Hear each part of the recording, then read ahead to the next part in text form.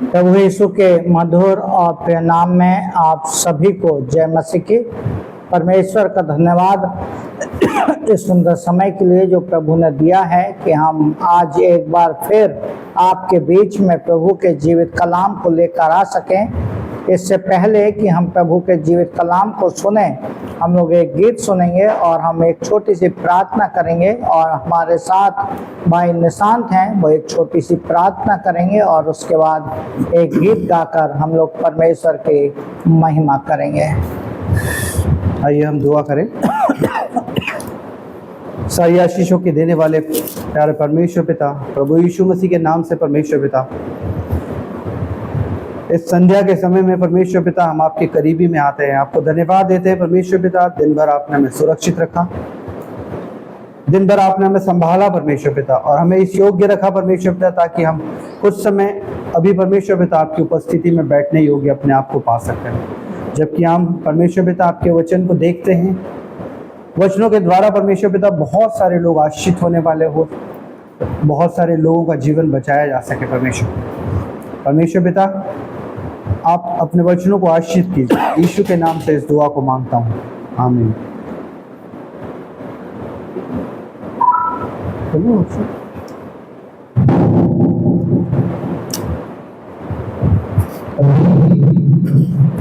परमेश्वर की महिमा में हम लोग एक गीत को गाएंगे और परमेश्वर की परमेश्वर की महिमा। गीत के बोल में तेरी पास आता हूँ, बहुत ही सुंदर गाना है।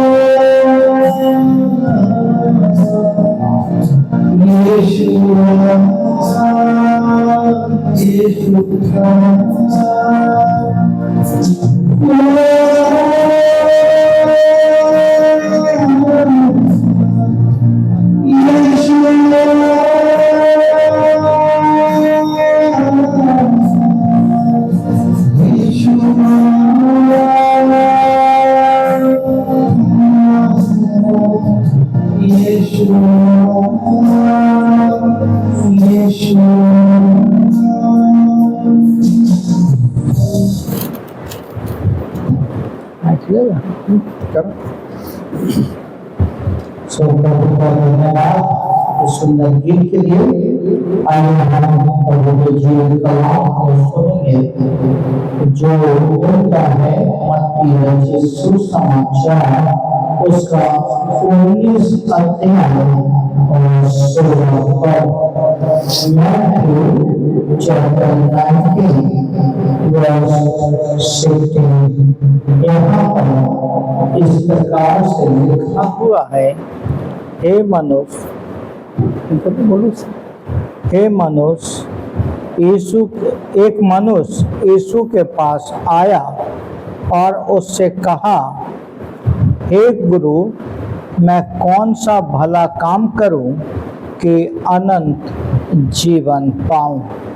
यहाँ पर हम जो पढ़ रहे हैं, यहाँ पर लिखा है कि एक मनुष्य जो यीशु के पास आता है और उससे कहता है कि हे गुरु, मैं कौन सा भला काम करूं कि अनंत जीवन पाऊं। आज थोड़ी देर हम परमेश्वर के जीवित कलाम को देखेंगे और जो आज का शीर्षक है, ऐसा कौन सा काम करूं कि अनंत जीवन पाऊं। हर एक जन अनंत जीवन पाना चाहता है, हर एक जन मोक्ष पाना चाहता है, हर एक जन मुक्ति पाना चाहता है, लेकिन उसके काम जो है उसके अनुसार नहीं होते हैं। जब आप इस अध्याय को 19 अध्याय को 16 पद से नीचे पढ़ते हैं तो वहाँ पर आप पाते हैं कि प्रभु यीशु मसीह उस व्यक्ति से अनंत जीवन पाने के लिए क्या कहते हैं। आज कुछ देर हम अपने जीवन से देखें कि अनंत जीवन हर इंसान पाना चाहता है, लेकिन अनंत जीवन पाने के लिए हम ऐसा कौन सा काम करें कि हमें अनंत जीवन उद्धार की प्राप्ति हो।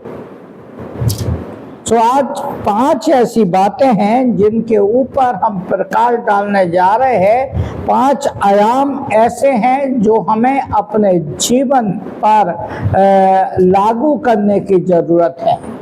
पहला है जो मिलता है यूहन्ना 3:15 और हमारे साथी भाई निशांत उसको पढ़ने में अगुवाई करेंगे। यूहन्ना जॉन चैप्टर 3 वर्स 15। ताकि जो कोई उस पर विश्वास करे वह अनंत जीवन पाए।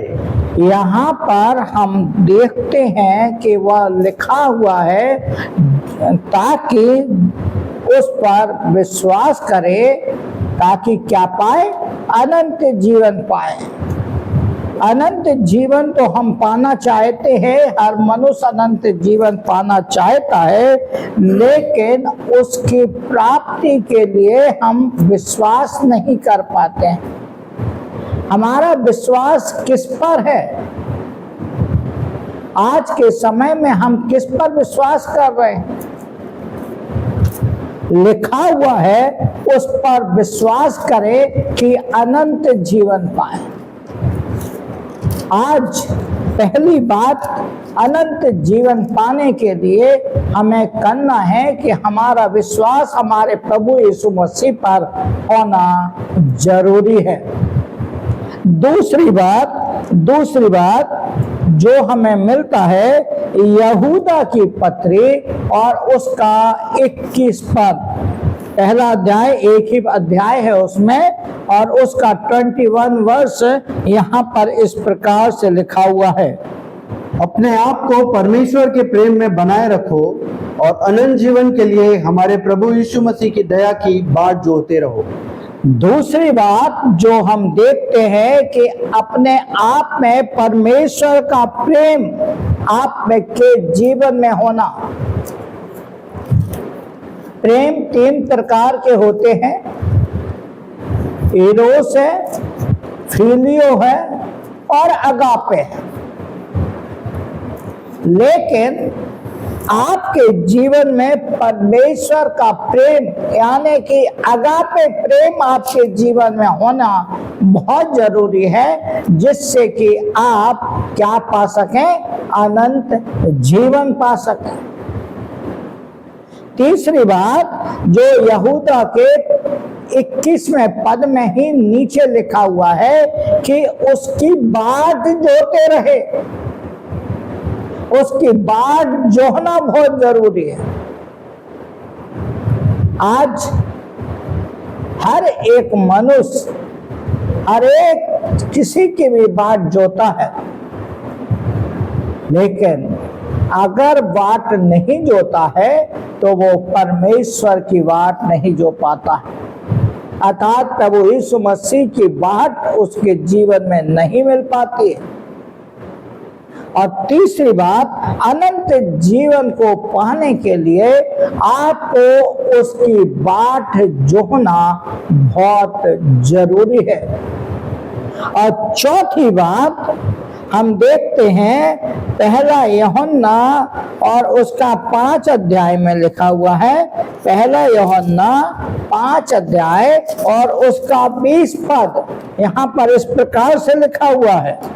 हम यह भी जानते हैं कि परमेश्वर का पुत्र आ गया है और उसने हमें समझ दी है कि हम उस सच्चे को पहचाने और हम उसमें जो सत्य है अर्थात उसके पुत्र यीशु मसीह में रहते हैं। सच्चा परमेश्वर और अनंत जीवन यही है।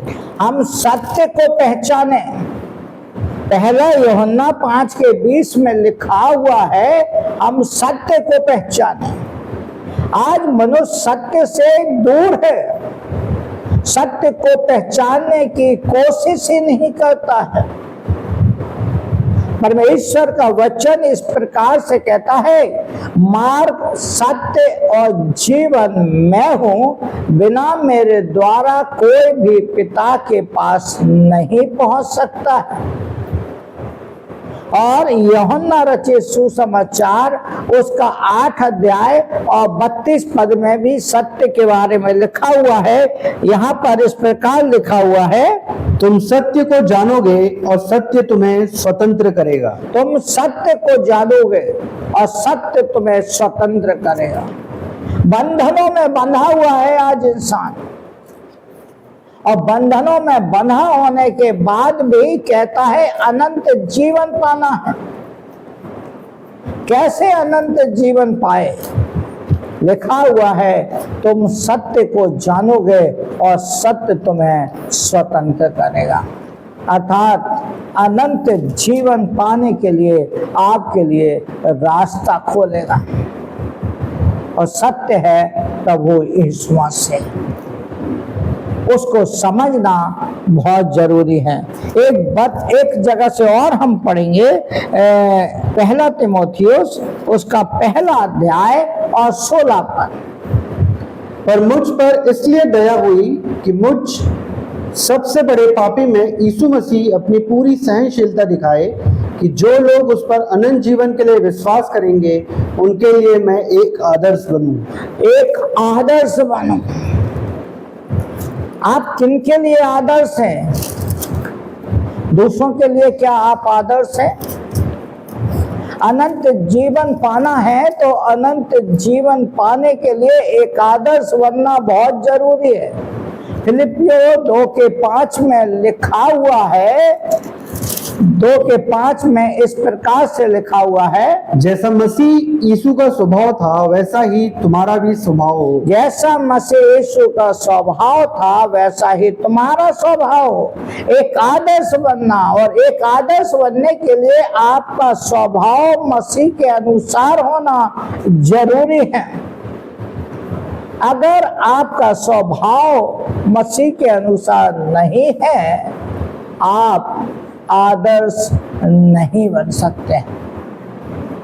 इसीलिए मत्ती के 19 के 16 में लिखा हुआ है, ऐसा कौन सा काम करूं कि अनंत जीवन पाऊं। अनंत जीवन पाने के लिए इन 5 चीजों को हमें समझने की जरूरत है। पहली चीज, उस पर विश्वास करें, उसका प्रेम अपने जीवन में बनाएं, उसकी बात जो है सत्य को पहचाने और एक आदर्श बनने की कोशिश करें। जब ये 5 चीजें हमारे जीवन में आती हैं तो मेरे प्रियो, हम अनंत जीवन पाने के करीब और करीब और करीब पहुंचते जाते हैं। तो प्रभु आपकी मदद करे, प्रभु आपकी अगुवाई करे कि आप और हम मिलकर इस काम को करें कि अनंत जीवन पाएं। आइए हम प्रार्थना करें, और अगर आपके पास कोई भी प्रार्थना निवेदन है, आप प्रार्थना निवेदन हमें भेज सकते हैं और हम आपके लिए जरूर प्रार्थना करेंगे और प्रभु आपकी प्रार्थना को सुनकर आपकी प्रार्थना का उत्तर हाँ और आमीन में जरूर देंगे। आइए हम प्रार्थना करें, अपनी आंखों को बंद करें और हम प्रार्थना में जाएं। हमसे प्रेम रखने वाले हमारे जीवित पिता, हम आपका धन्यवाद करते हैं। आप धन्यवाद के योग्य, आदर के योग्य, महिमा के योग्य हैं। जितने भी लोग इस वीडियो को देख रहे हैं या बाद में इसको देखेंगे, हर एक को आप आशीषित करें। अगर कोई दुख में है, तकलीफ में है, बीमारी में है, परेशानी में है, समस्याओं में है, कर्जे में है, प्रभु यीशु मसीह आप उन्हें उनकी तकलीफ़ों को दूर करें, परेशानियों को दूर करें और प्रभु हर एक बीमारी प्रभु यीशु मसीह के नाम से दूर होने पाए, हमारी आपसे प्रार्थना है। हर एक बात को आपके हाथों में देते हैं और प्रभु जी, जितने लोगों ने इस वचन को सुना है सबको आप आशीषित करें। हमारा गीत का गाना, वचन का सुनाया जाना हर एक के जीवन में एक आशीष का कारण होने पाए। प्रार्थना को सुना, हम धन्यवाद देते हैं। प्रार्थना प्रभु यीशु के नाम से मांगते, सुने और ग्रहण करें। आमीन आमीन। आप सभी को जय मसीह की। प्रभु आप सबको बहुत आशीष दे। आपका दिन प्रभु के अगुवाई में चलने पाए, एक आशीषमय दिन ठहरे। और अगर आपके पास कोई भी प्रार्थना निवेदन है, आप हमें व्हाट्सएप पर भेज सकते हैं और हम आपके लिए जरूर प्रार्थना करेंगे। आप सबको जय मसीह के।